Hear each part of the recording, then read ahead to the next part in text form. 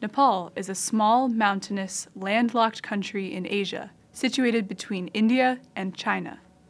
The nation is diverse. There are 125 different castes or ethnic groups in Nepal, and over 123 recognized languages. This heterogeneous and multi-tiered society also faces political instability, poor infrastructure, and geological hazards that create volatile risks for its inhabitants. When these factors are combined and catalyzed by a hazard, there is a significant potential for a disaster.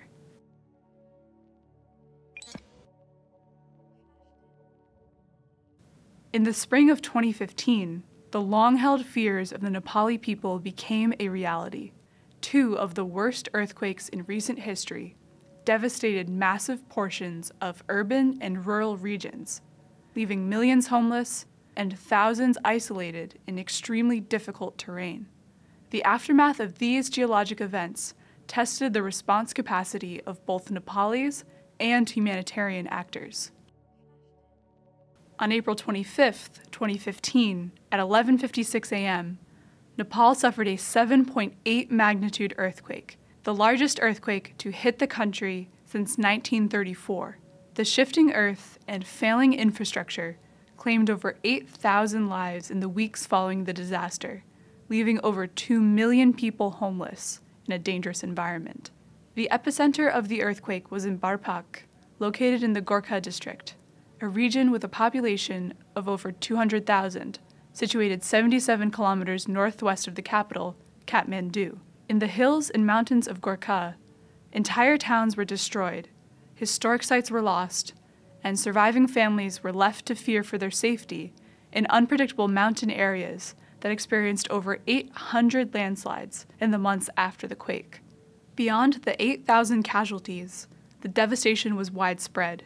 Over 250,000 houses were completely destroyed, and another 250,000 were damaged by the earthquake. Hundreds of thousands were displaced from their homes in the immediate days after the earthquake. As the threat of monsoon season loomed, many were left camping outside in fear of continuing tremors. Others traveled to neighboring districts to seek support from their extended families and communities. At this time, UN reports indicated that nearly 2.8 million people were displaced throughout Nepal. On April 26th, one day after the initial earthquake, the U.S. Geological Survey predicted that there was a 54% chance of an aftershock of a 6.0 magnitude or higher in the coming week. Hundreds of aftershocks did follow the initial earthquake, with one reaching a magnitude of 6.7. The amount of injuries, road blockages, and need grew with each day. Large portions of the country were severely affected by this first earthquake, and widespread damage led to drastic complications in national and international response coordination across sectors. As a result, people were desperate for aid that often could not reach them. By the first week of May, the Nepali people were only just beginning to recover in the wake of the first earthquake's devastation. Many had lost family members, ancestral homes, and a sense of security in regions prone to aftershocks and landslides. National and international responders were faced with a fragmented political system and inoperable transportation infrastructure. International search and rescue efforts had minimal success, though they required a great deal of logistical and financial support.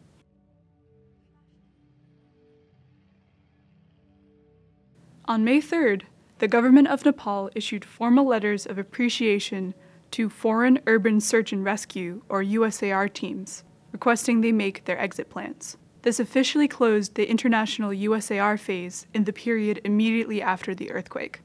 With entire towns destroyed and millions displaced in a still dangerous landscape, larger response efforts had barely started. On May 12th at 12:50 p.m., just 17 days after the first earthquake, Nepal experienced a second large earthquake of magnitude 7.3, only 0.5 degrees less than that of the first.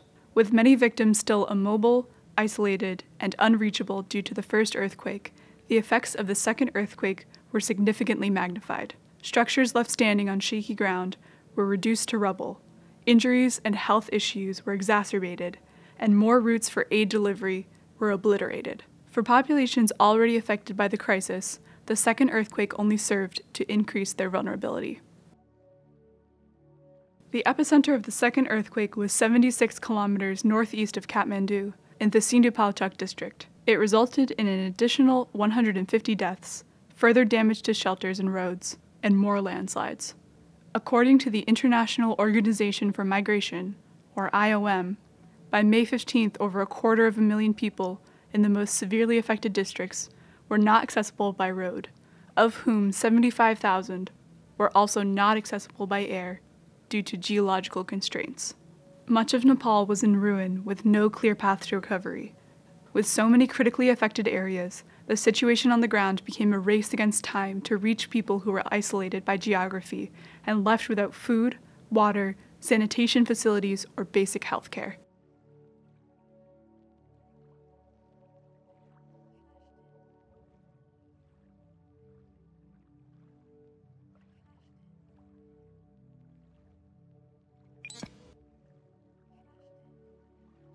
When disaster strikes, it is complicated by a region's existing issues, many of which develop over a long period of time. These issues can stem from the region itself, or from the way its society has developed over time. Oftentimes, risk can be different and more severe for specific parts of the population. In order to best serve vulnerable populations, such as women, children, elderly, and marginalized ethnic groups, who all deserve basic services, resources, and advocacy, humanitarians must understand the specific circumstances in which an event happens in order to make a difference on the ground. Nepal, like every country, has specific vulnerabilities. A vulnerability is defined as the characteristics or circumstances of a community, system, or asset that make it susceptible to the damaging effects of a hazard, such as an earthquake. Humanitarian agencies take note of hazards, as well as vulnerabilities within a region. However, some vulnerabilities are deeply rooted and are only exposed when exacerbated by a disaster.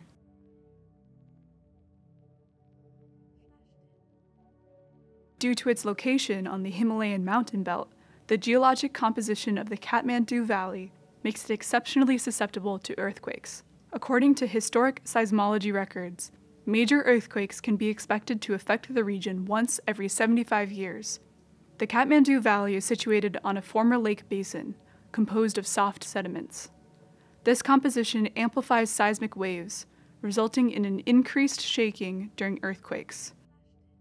Much of Kathmandu is also prone to liquefaction, a phenomenon in which water-saturated soil becomes partially liquid during ground shaking. As the government continues to slowly rebuild its capacity after the conflict and ensuing natural disasters, there are still historic and ongoing struggles with representation on all levels. Presently, the Nepali government largely consists of upper-level Bahun caste, of Hindus and of males. Poor populations, indigenous groups, regional groups like people from the Terai Plains, and females are severely underrepresented on all levels of government, which contributes further to their vulnerability. In many cases, vulnerable populations do not have equal means to recover or to reclaim their livelihoods after a disaster strikes, because these groups have less access to resources than privileged groups. When examining Nepal's social vulnerabilities, it is important to consider the ramifications of the Nepali caste system. There are 125 different castes or ethnic groups in Nepal. Although outlawed in 1962, a complex web of caste and ethnic loyalties persists to this day. Inadequate representation and advocacy for populations across Nepal also ties into existing attitudes about gender equality. As is the case in many countries, women make up a vulnerable population when they are not treated with equality. Their needs are underrepresented on all levels of the political process. Their education is prioritized less than that of men, and their risk of gender-based violence is high. For women from poor groups, lower castes, and marginalized ethnic groups, these risks are even greater. These phenomena of inequality can lead to many complications when women are forced to seek resources and aid before and after a disaster. In 2013, the Global Gender Gap Index ranked Nepal very low, or 121st of 136 countries, in male-female equality. In Nepal, men hold power in social, religious, and economic spheres, while women are often restricted to caregiving and housekeeping. The overwhelming majority of Nepali women have no independent source of income. After an earthquake, this could prove challenging for thousands of women who are left in charge of crumbled households. These women are left with poor education, with no means of advocacy for their needs, and with no precedent for independently earning an income to support themselves and family members. If traveling alone or negotiating in a corrupt system, a woman puts herself even more at risk for gender-based violence. According to a 2015 report by the UN Interagency Standing Committee, 80% of women in Nepal surveyed indicated that they had experienced or were currently experiencing gender-based violence. Many Nepali girls are married young, the majority under the age of 18. Recent laws have been enacted to curb rates of sexual harassment, trafficking, and child marriage. However, given the state of the government and cultural attitudes, these laws are rarely enforced. Rates of gender-based violence are even higher among the low-caste Dalits, widows, and the disabled. Because these groups experience additional discrimination on top of their gender disadvantage, they are more likely to be abused by the system and unable to use their voice to advocate for aid. Humanitarian responders can attempt to seek out vulnerable populations with the knowledge that poor communities, women, children, and minorities will be missing voices in much of the national decision-making processes controlling aid distribution. However, those focused on long-term recovery efforts can attempt to reduce vulnerability by adapting their programs to permanently address and change the inequalities suffered by these at-risk populations. Increasing local partnerships with representatives from vulnerable populations is an attempt to use resources in a powerful way to help those with the greatest need over a long period of time. In Nepal, health systems and food security are two examples of the way vulnerabilities can be addressed by humanitarian agencies in separate, specialized ways to best serve at-risk populations. The humanitarian community is no stranger to the relationship between political instability and poor health infrastructure. Given the previously mentioned political vulnerabilities, it is understandable that in Nepal, there is a lack of public health planning to address preventable causes of morbidity and mortality. Sadly, the rates of infant mortality and maternal mortality are unnecessarily high. Nepal's population is relatively young, with more than half of the population under 24 years of age. This means that a large number of children fall into the especially vulnerable category of children under 5, that can easily fall victim to a large number of severe health concerns. While the majority of Nepalis have access to tap or well water, only half of the urban population and half of the rural population have access to a toilet or latrine. Food and waterborne illnesses are prevalent and include hepatitis A, E, and typhoid fever. Vector-borne diseases such as dengue and Japanese encephalitis are also constant presences in the region. During the armed conflict, many community health posts were targeted and destroyed, and healthcare workers were killed. In 2002, there were about 2 physicians per 10,000 people, as opposed to the global average of 13. This further reduced both infrastructure and personnel in the healthcare sector and weakened Nepal's health systems. In 2002, 14 of the 50 hospitals in Kathmandu Valley were chosen to undergo a structural vulnerability assessment.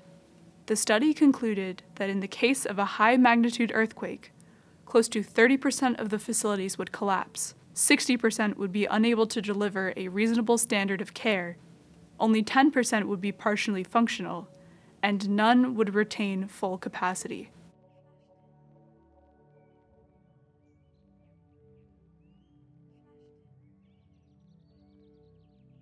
In the earthquakes, hospitals fell, and emergencies overwhelmed local capacities. This proved to be yet another challenge for response and recovery in the weeks following the 2015 earthquakes, and a challenge for those who seek to rebuild essential health centers with resilience in mind. In large parts of Nepal, agricultural activities still constitute the predominant means of income. Today, the proportion of people dependent on self-production is decreasing due to urbanization and modernization.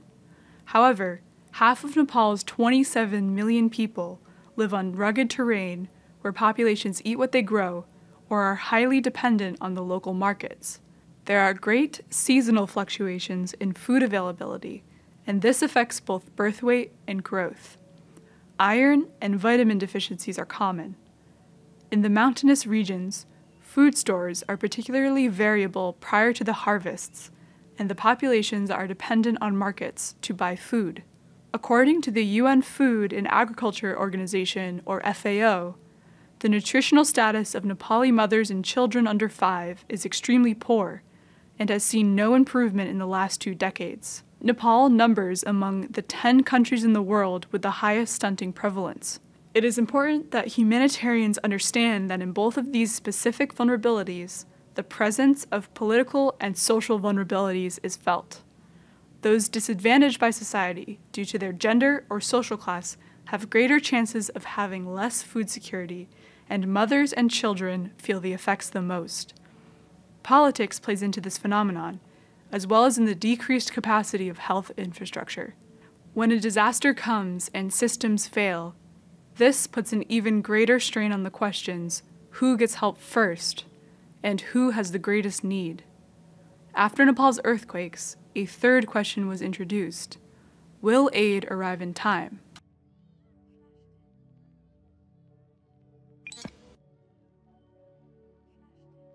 After the earthquake struck on April 25, 2015, Nepal's Central Natural Disaster Relief Committee met within 2 hours of the initial tremor as mandated by the Disaster Relief Act of 1982. The committee declared a state of emergency in 14 districts, mainly in the densely populated Kathmandu Valley, along with a number of other regions, including Gorkha. These areas were declared priority areas for aid distribution. Airspace continued to be problematic.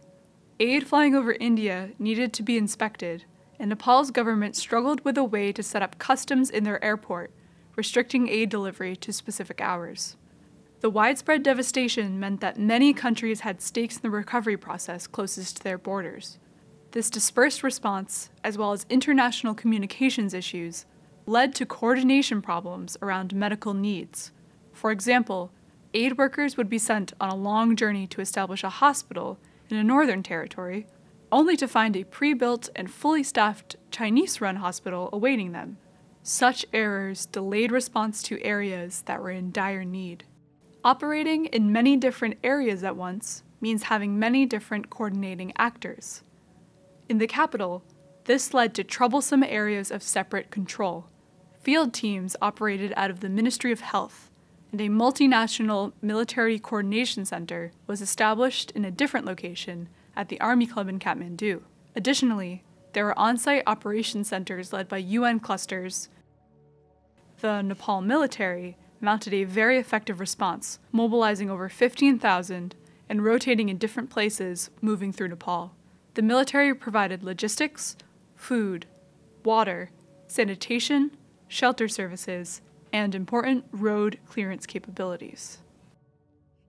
Working against the clock, the committee established a response coordination center to facilitate search and rescue and coordinate government and international humanitarian aid organizations. The Nepal government was quick to respond and did so efficiently and adeptly, in no small part due to their experience with earthquakes and the dynamics of the region.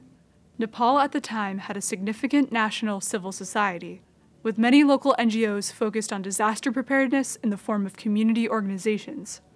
The Nepali people were used to the effects of an earthquake, However, the scale and timing of the spring 2015 earthquakes overwhelmed much of the local capacity. The country's political history did not help the situation after the earthquakes. With the government's lack of presence in many areas of the country after the 10-year conflict, there was no tradition of local elections or strong community leadership to take charge. The absence of local government meant that the majority of control was centralized in the capital. When it came time to dispatch aid and orders, resources flowed from this point without the assurance that they would reach local communities in need. The call for aid went out to the world immediately after the first earthquake, and the Nepali government urged foreign NGOs to work through local partners to enhance sustainability. With their proximity to Nepal, China and India were the major responders on the international level. India had a vast military presence on the ground and oversaw much of the response efforts in the Nepali territories closest to their borders in southern and central areas. China was the second largest responder and took responsibility for efforts in northern areas near the Chinese border. The United States and Australia also contributed significant amounts of aid.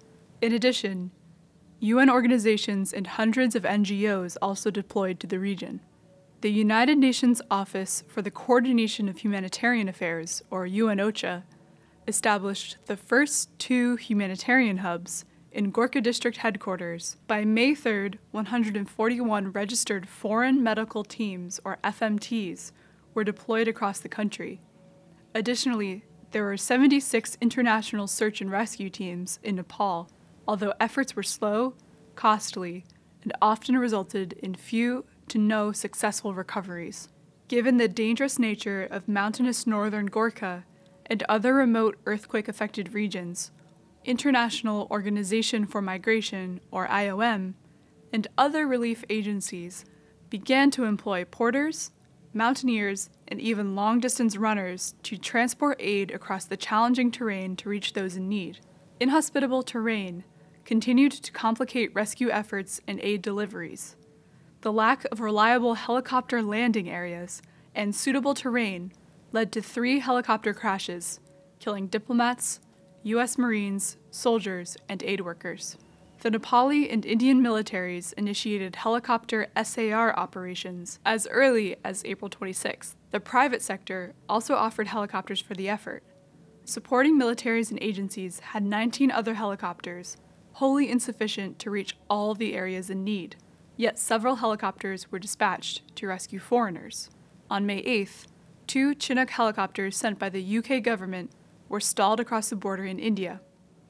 Human rights organizations reported that the Nepali government was upset over the UK's recent prosecution of a Nepali colonel over torture allegations from Nepal's civil war, and had denied the helicopters permission to enter.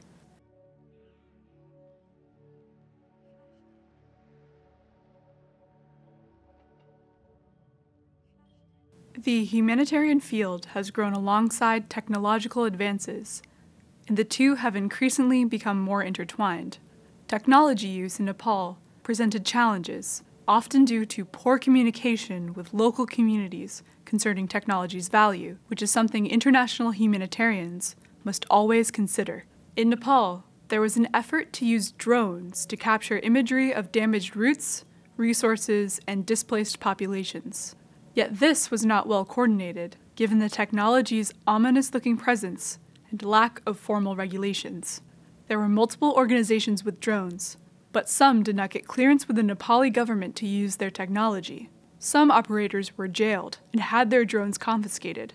The humanitarian community struggles to effectively communicate the value of drone-captured imagery to governments and wary populations, and to work inside countries that have little to no legal framework for the use of this technology. One effective use of emerging technologies was demonstrated by the Kathmandu Living Labs, or KLL. The KLL and their social media mobilization played an important role in keeping the military, civilians, and international actors informed of real-time events. The KLL used crowdsourced maps that users could populate with information. The maps used information from around the country about urgent needs, open and closed routes, landslides, trapped people, and unsafe structures. The data was publicly available and also sent to the Nepali military. The military adopted this technological partnership and used it to augment their successful response. Despite some success, the 10th OCHA Situation Report on May 4th acknowledged that while Kathmandu, Gorkha, and Sindhupalchak were receiving aid, many remote villages in mountain districts remained hard to reach. Air access was necessary as the lifeline of aid to large bands of the remote population in dire need of food and medical assistance. There was little to no data about vulnerable populations, and many worried that both short and long-term consequences would be severe if aid wasn't distributed effectively. After the second quake, these concerns increased in urgency.